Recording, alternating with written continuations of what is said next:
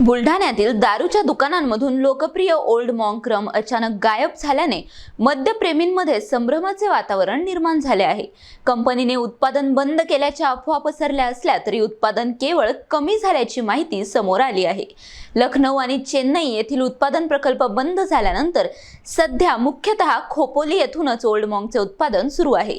भारतीय संरक्षण दलाला पुरवठ्याला प्राधान्य दिल्यामुळे किरकोळ बाजारात गेल्या 3 महिन्यांपासून मर्यादित स्टॉक उपलब्ध होत आहे। त्यामुळे अनेक दुकानांमध्ये ओल्ड मॉन्क रमचा तुटवडा जाणवत आहे। साहेब, ओल्ड मॉन्क रमची सध्याची काय परिस्थिती आहे? तुटवडा निर्माण झाल्याची माहिती आहे। ओल्ड मॉन्कची आम्ही मार्च एप्रिल पासून ऑर्डर देऊ राहिलो, पण तो माल काही आम्हाला येत नाही। आम्ही मागणी केली असता ते म्हणतात बा कंपनीचा काहीतरी इश्यू आहे, त्याच्यामुळं माल येऊ शकत नाही। म्हणजे गेल्या एप्रिल मे पासून अजिबात मालच नाही। लोकांची मागणी कशी आहे? लोकांची मागणी खूप आहे, कारण आता थोडं थंडीचे दिवस आले, पाणी पडू आला, तर लोकांची ओल्ड मॉन्कच्या विषयी खूप मागणी डिमांड आहे, पण माल नसल्यामुळे आम्हाला काहीच करता येत नाही।